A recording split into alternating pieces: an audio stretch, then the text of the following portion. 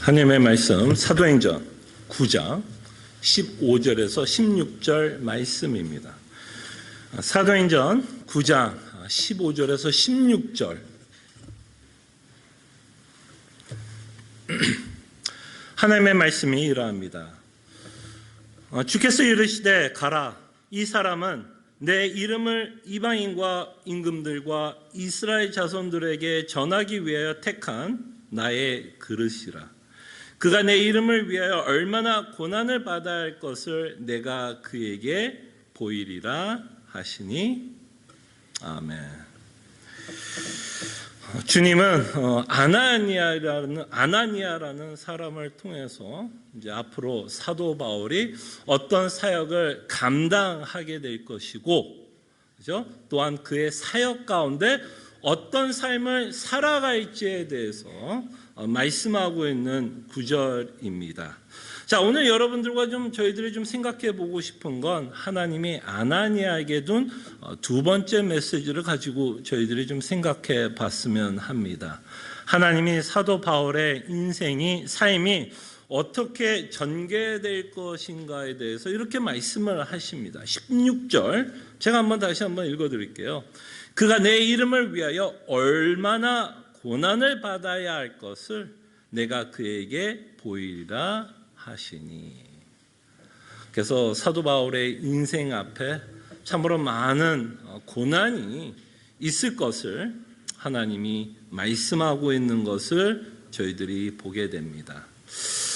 그럴 때 다시 한번 우리가 사도 바울의 신발을 신고, 이 표현은 이제 영어로 하면 슈즈라는 단어이긴 한데요. 우리가 사도 바울의 입장으로 이 말씀을 듣는다면 어떤 느낌이었을까요? 여러분들이 사도 바울이었으면 아나니아를 통해서 이 말씀을 이제 사도 바울이 듣게 되지 않겠습니까? 그럴 때 여러분들은 어떤 느낌일 것 같아요? 아나니아가 사도 바울에게 뭐라고 했을까요? 너가 이제 앞으로 사역을 감당하게 될 텐데 너는 엄청난 고난을 받을 거야 라고 지금 하나님이 아나니아를 통해서 말씀하고 있지 않습니까?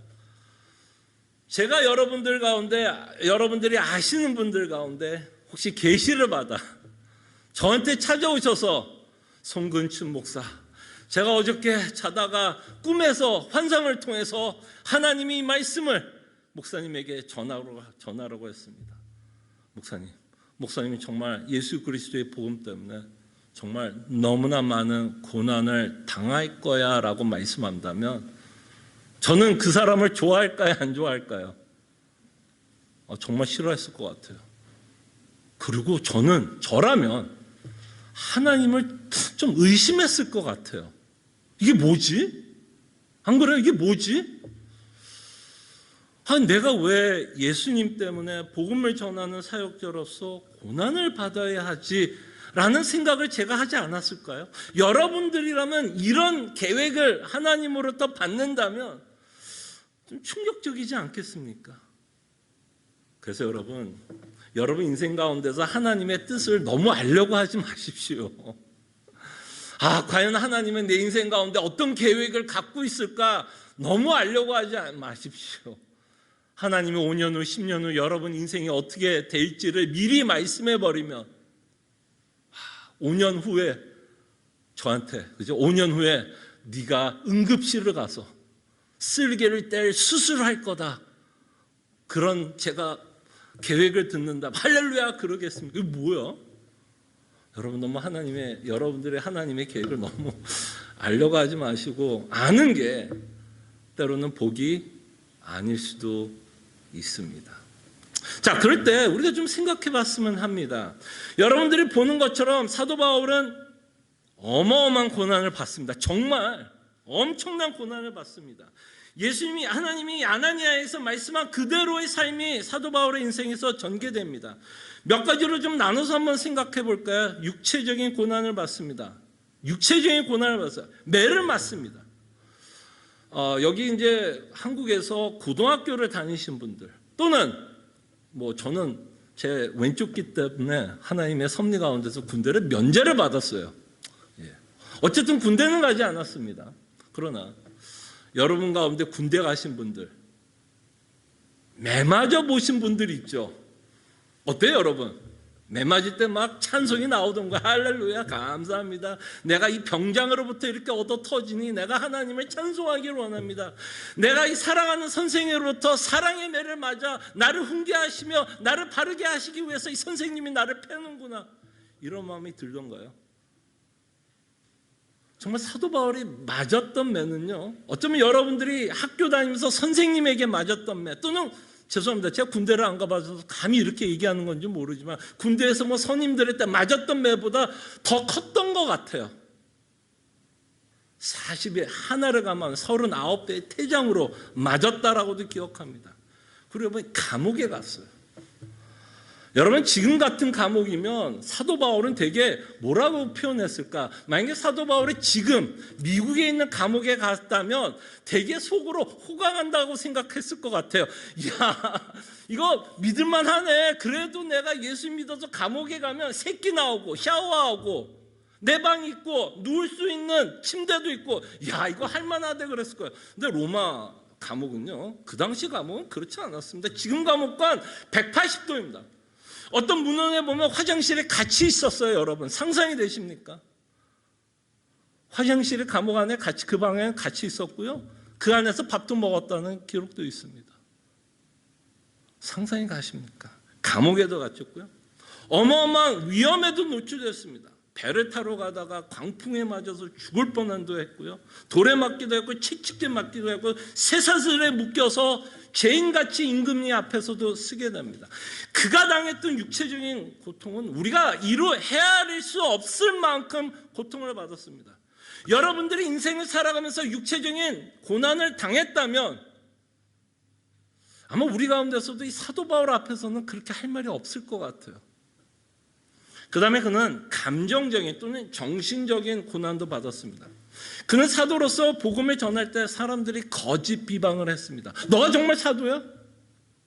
너가 그렇게 살고 있는데, 너가 예수를 믿는 것 때문에 이렇게 고난을 받고 있는 너의 모습을 보면 너가 정말 사도야?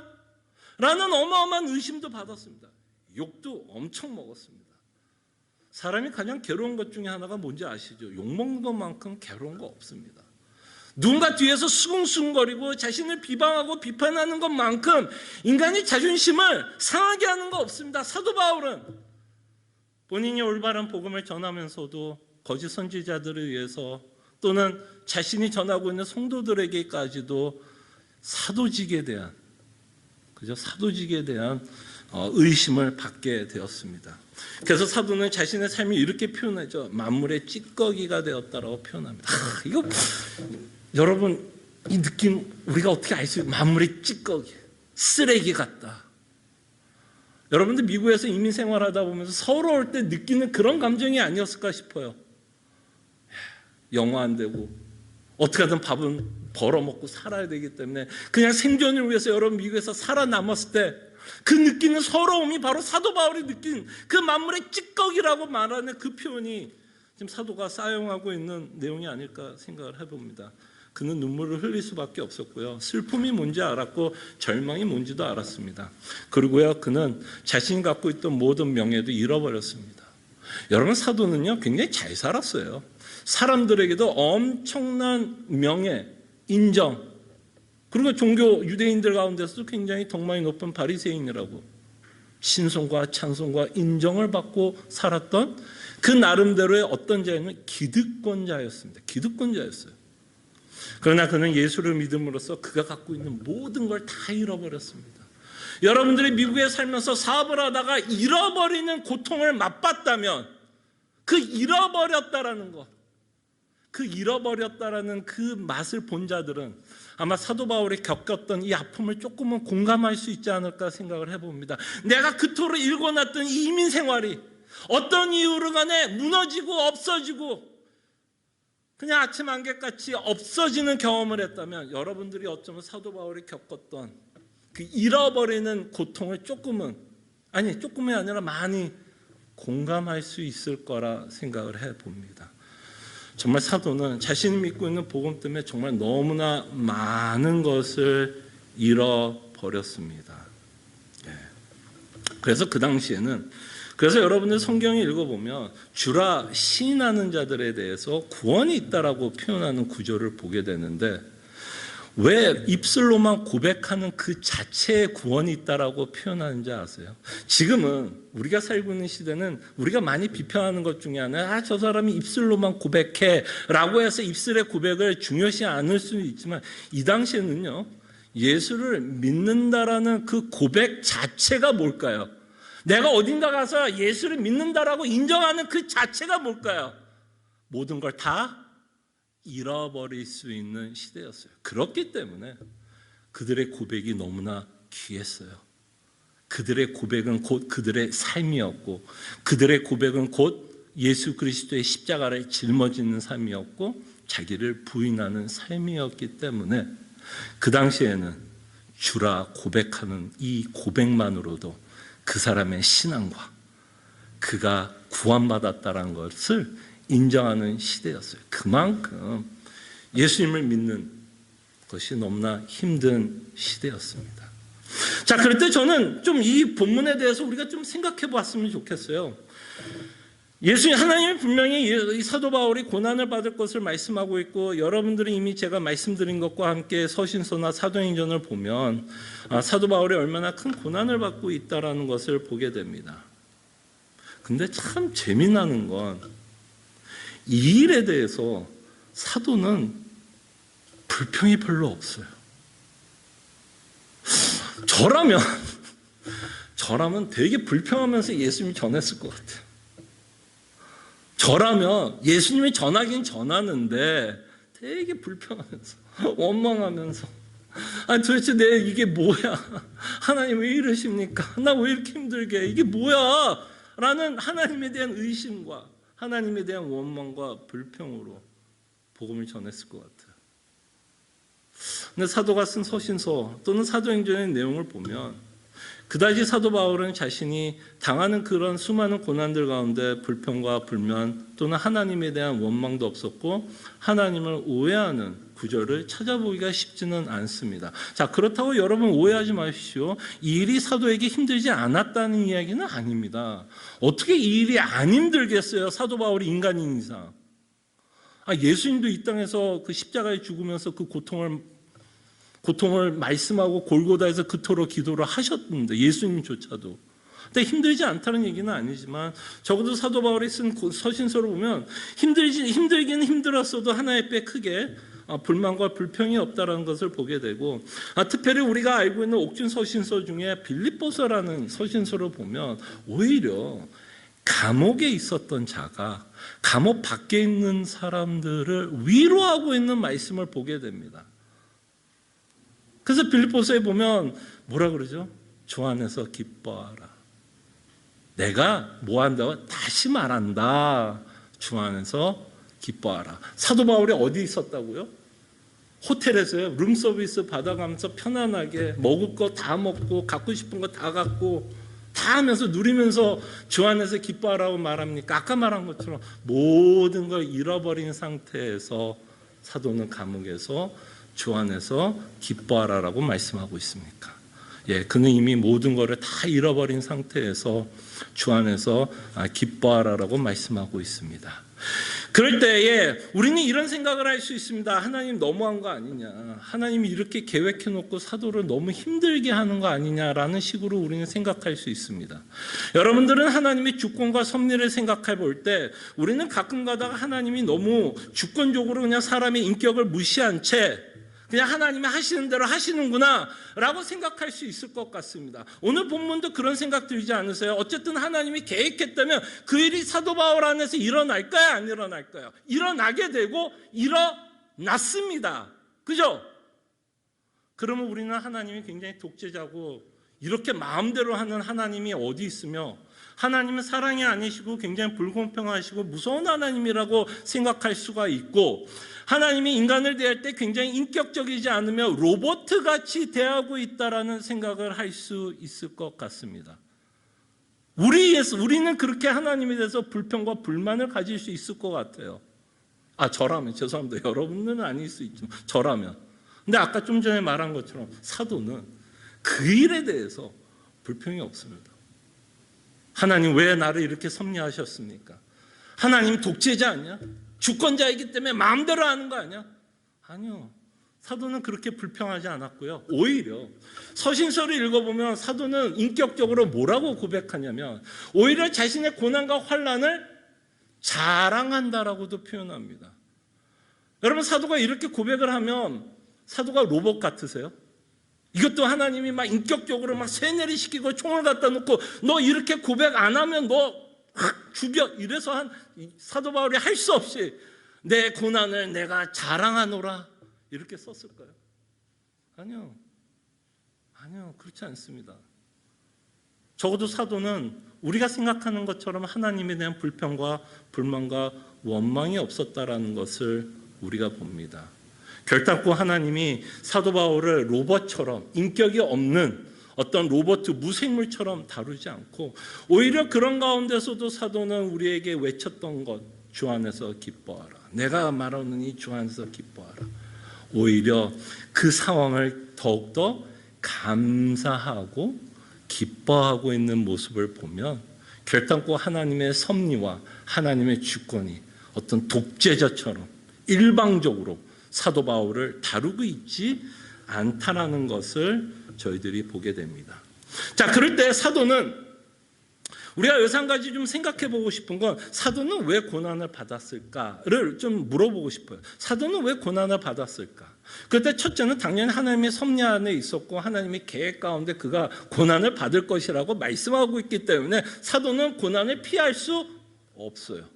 그러나 다른 측면으로 생각해 보면 사도 바울이 복음을 전하는 데 있어서 고난을 받을 수밖에 없었던 필연적인 이유가 있습니다. 이것은 하나님의 섭리 안에도 있지만 사실 사도 바울이 고난을 받을 수밖에 없었던 진짜 이유는 뭔지 아십니까? 세상이 예수님을 싫어하기 때문에 사도 바울이 고난을 받습니다.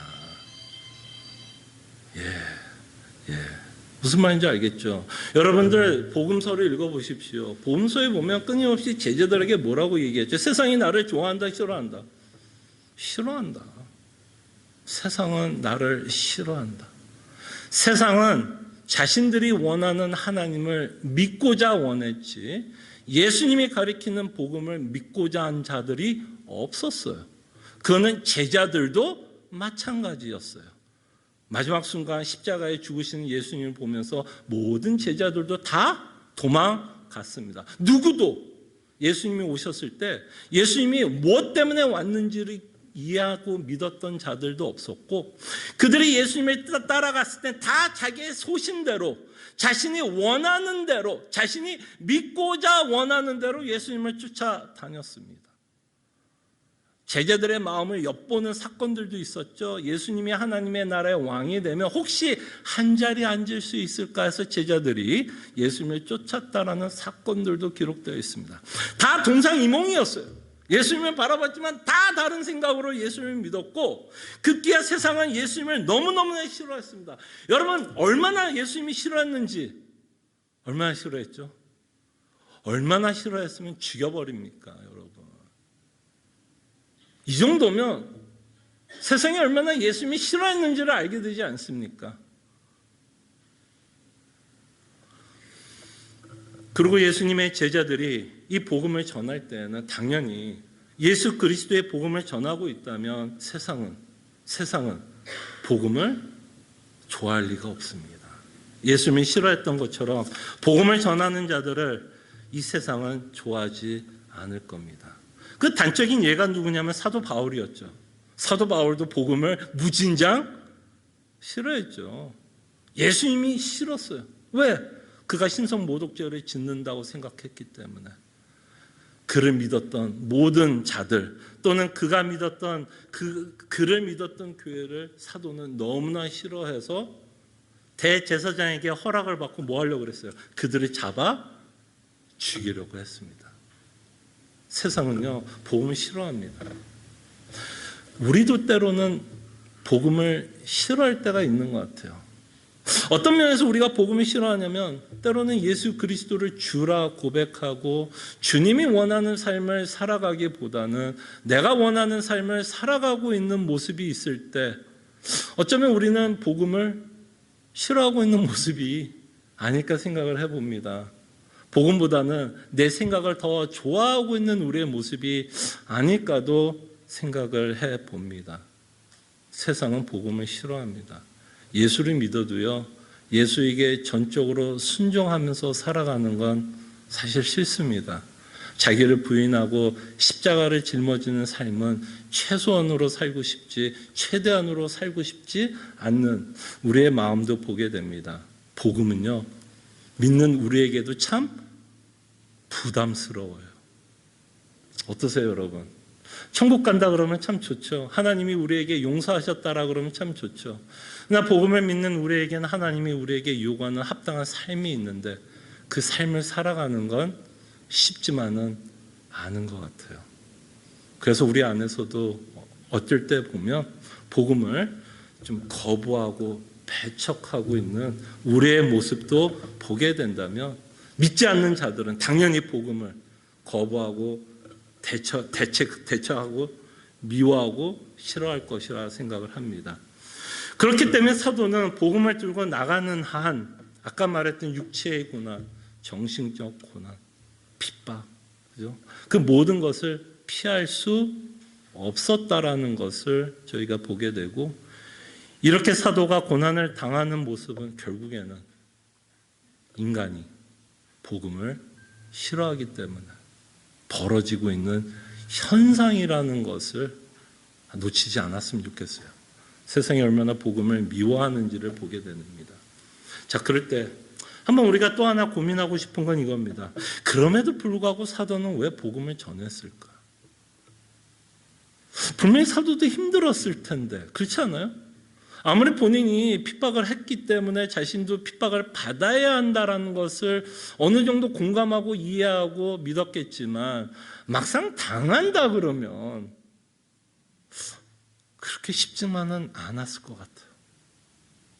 그때 사도는 아까 말했던 그런 고난들을 어떻게 해서 견디고 이기고 그것을 이겨나갔을까를 고민해 봤을 때 저는 이렇게 말씀을 드리고 싶습니다. 사도 바울에게는 부활의 소망이 있었다. 그가 이렇게 고난을 견딘 이유는 부활의 소망 때문이었다. 자, 고린도전서 15장 17절 19절에 보면 어떤 논리를 갖고 사도 바울이 고린도전서 15장에 말씀하고 있냐면, 만약에 부활이 없다면 어떤 현상이 벌어질까에 대해서 말씀하고 있습니다. 그럴 때 제가 한번 읽어드릴게요. 그리스도께서 다시 살아나신 일이 없으면, 왜냐하면 그 당시에 부활을 믿지 않았던 자들이 있었기 때문에 만약에 부활이 없다면 당연히 예수님도 부활하지 않았겠지요. 그럴 때 이제 사도 바울이 말씀합니다. 그리스도께서 다시 살아나신 일이 없으면 너희 믿음도 헛되고 너희가 여전히 어디 가운데 있다? 죄 가운데 있다. 예수님이 부활하지 않았다면 다시 말씀드리면 우리에게 구원이 없다. 다시 말씀드리면 부활하셨기 때문에 우리에게 구원이 있다라고 말씀을 하시는 거겠죠. 18절입니다. 또한 그리스도 안에서 잠자는 자도 망하으리니. 그러니까 우리의 죽음, 성도의 죽음이 이제 잠자는 게 아니라, 그렇죠? 성경에서는 우리의 죽음을 잠을 잔다라고도 표현을 하잖아요.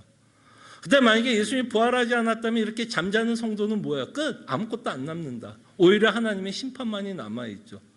그래서 망한다라는 표현을 씁니다. 또한 그리스도 안에 잠자는 자도 망하였으리니, 만일 그리스도 안에서 우리가 바라는 것이 다만 이 세상의 삶뿐이면 모든 사람 가운데 우리가 더욱 불쌍한 자이리라.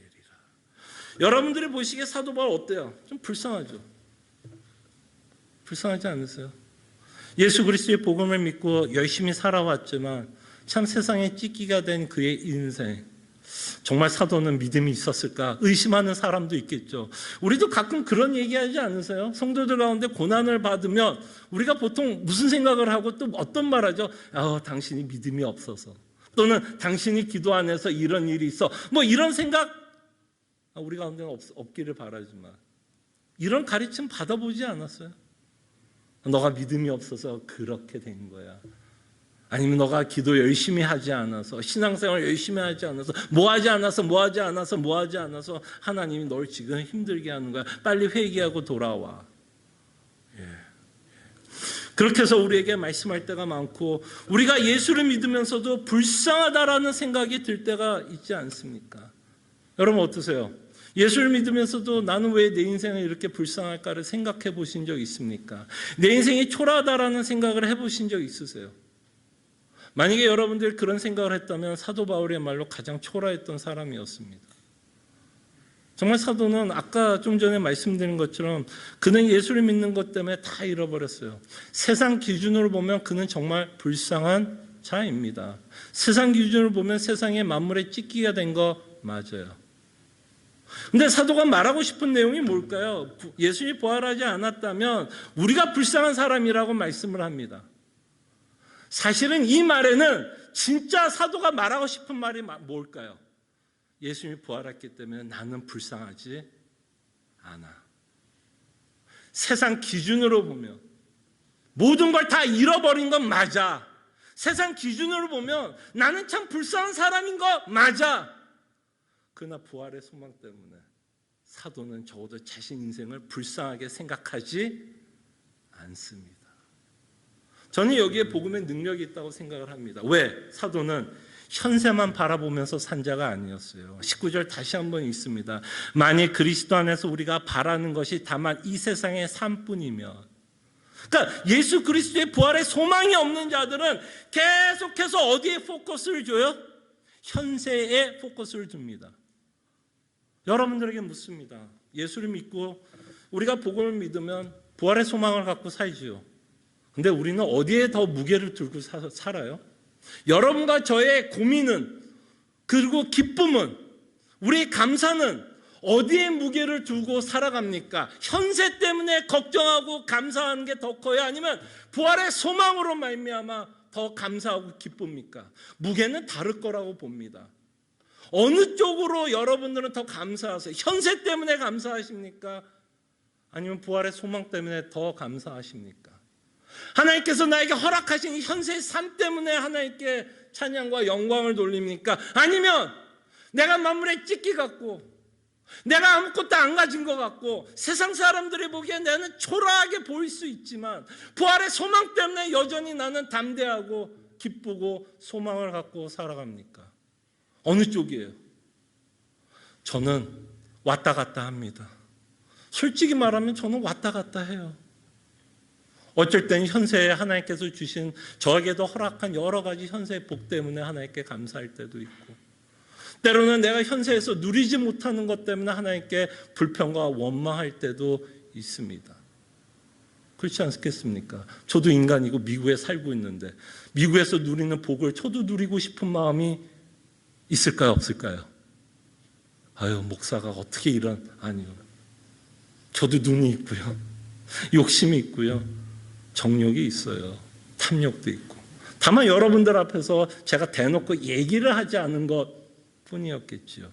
아니면 여러분들 앞에서 연기를 잘했던 것 뿐이었겠죠. 그러나 제 눈도 현세를 바라보면서 현세의 아름다움과 보암직한 것에 속고 살아갈 때가 참 많습니다. 그럴 땐 부활이 잘 안 보이더라고요. 오히려 하나님을 믿고 있는 것 때문에 때로는 원망할 때도 있는 저의 모습을 보게 됩니다. 그럴 때 여러분들은 어떠세요? 어디에 무게를 두고 살아갑니까? 부활의 소망에 무게를 두고 살아갑니까?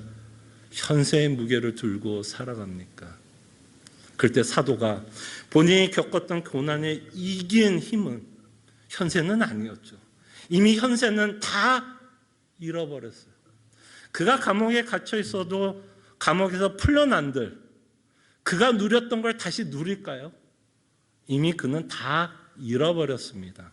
그리고 감옥에 있다가 감옥에 나가서 복음을 또 전하면 그는 또다시 감옥에 갇힐 확률이 99.9%였을 거예요. 그렇기 때문에 그는 그 안에 있던, 그 바깥에 있던, 이미 그가 누릴 수 있는, 현세에서 누릴 수 있는 건 다 잃어버렸어요. 그럴 때 사도로 하여금 이런 상황 가운데서도 끊임없이 그를 하여금 복음을 들고 담대하게 나갈 수 있었던 건 부활의 소망이 아닐까 생각을 합니다. 그럴 때 사도에게는 어떤 마음이 있었냐면 이 인생이 끝이 아니라고 믿었어요. 이 인생이 끝이 아니다. 여러분들과 제가 절망하는 이유 중에 하나는 많은 경우가 인생이 이대로 끝날 것 같은 두려움 때문에 우리는 걱정하고 현세에 더 목매어서 살아갑니다. 내 인생이 이대로 끝나는 거 아니야? 그 내 인생이 이대로 끝날 것 같은 두려움,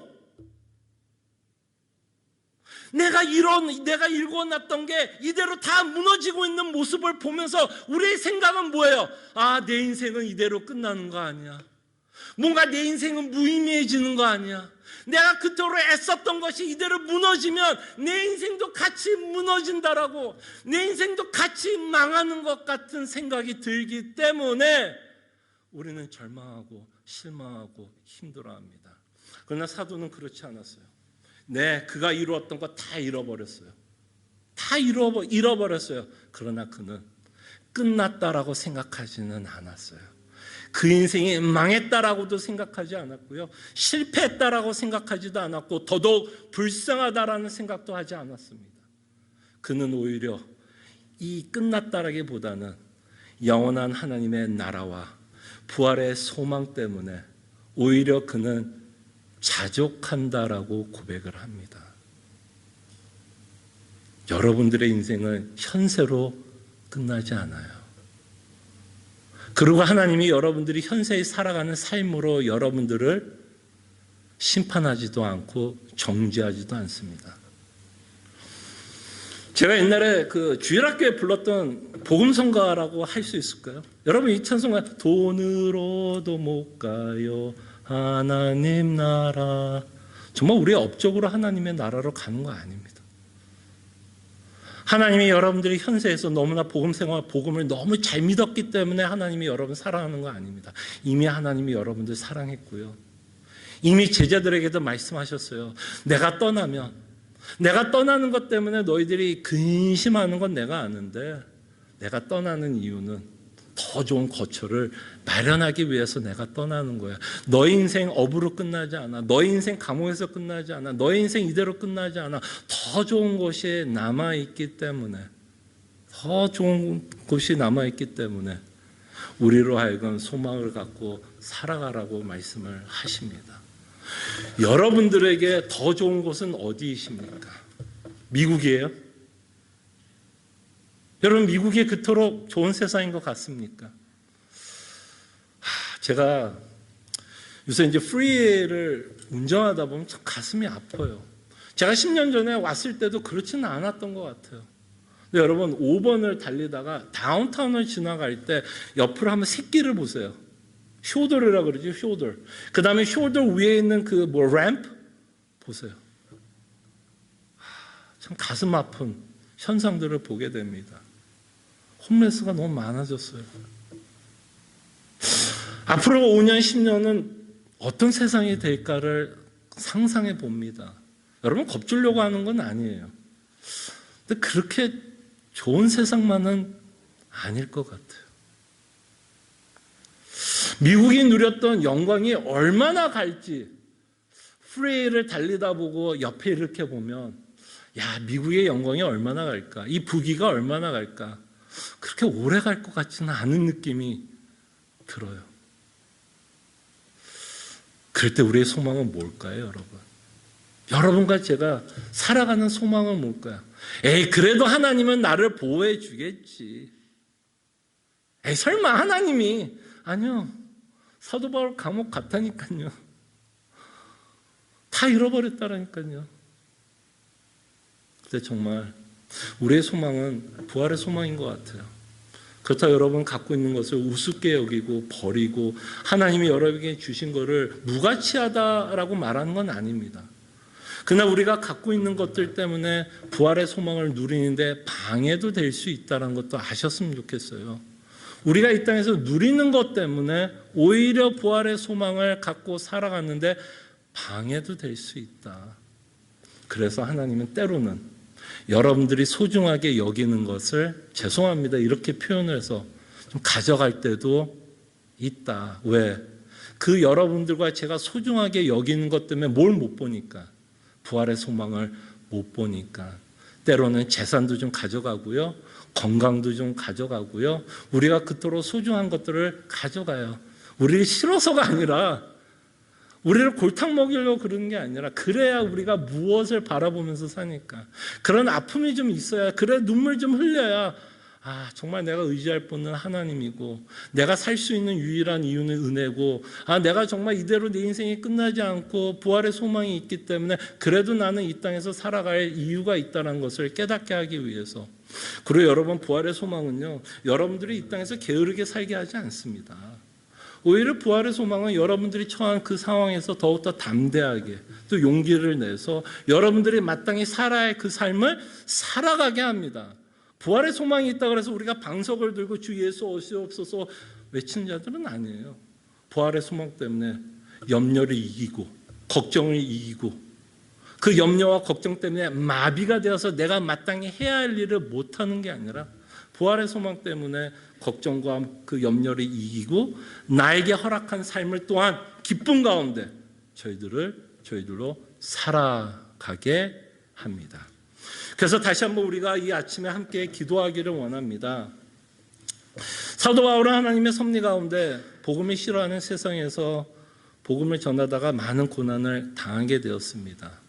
그러나 사도가 이 고난을 이겼던 그 능력은 하나님이 이 땅에서 바울이 갖고 있는 문제를 해결할 거에 대한 막연한 희망은 아니었던 것 같아요. 그때 사도가 그 역경과 고난을 이겼던 힘이 있다면 부활의 소망이 아닌가 싶어요. 그때 여러분, 부활의 소망을 갖고 현세를 바라보는 게 아니라 정말 더 좋은 세상이 있고 우리 인생이 이대로 끝나지 않는다라는 것을 기억하고 용기를 내고 담대하게 가슴을 피고 우리가 이 땅에 하나님께 감사와 찬양을 돌리면서 살아갈 수 있도록 저희들이 함께 기도했으면 합니다. 기도하죠.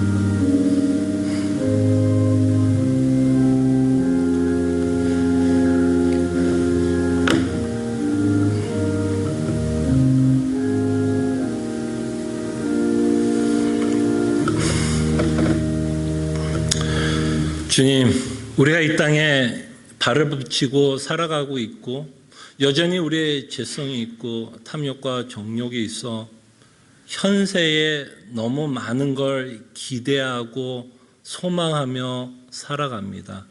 하나님께서 우리가 현세를 주셨기 때문에 우리가 최선을 다해서 살아가는 건 마땅하지만 이 현세가 때로는 우리에게 우상이 되어 정말 예수 그리스도를 말미암아 우리에게 주시는 부활의 소망을 맛보지 못하고 살아가고 있는 우리의 모습도 봅니다. 주님, 이 시간 우리의 믿음의 눈을 들기를 원합니다. 이 현세는 잠깐이라고 성경은 말합니다. 길어야 80, 더 길면 90 정도가 우리가 현세에서 누릴 수 있는 끝이 아닐까 생각을 해봅니다. 그러나 우리의 인생은 이 현세로 끝나는 것이 아니라 하나님의 나라가 예수님이 제자들에게 당부했던 것처럼 내가 더 좋은 거처를 마련하기 위해서 십자가에서 죽고 부활하시겠다라고 하는 그 복음의 메시지를 저희들이 붙잡고 이 땅에 살아가게 하여 주시옵소서. 부활의 소망이 우리를 게으르게 하고 태만하게 하는 가르침이 아니라 오히려 부활의 소망 때문에 우리가 더욱더 담대하게 용기를 갖고 염려와 걱정 때문에 마비되어 우리가 마땅히 해야 할 일을 못하는 것이 아니라 부활의 소망 때문에 저희들이 더 담대하게 하나님이 요구하는 삶을 이 땅에서 최선을 다해 살아갈 수 있도록 그런 믿음과 마음을 주시옵소서. 감사하고 살아계신 예수 그리스도 이름으로 기도합나이다. 아멘. 이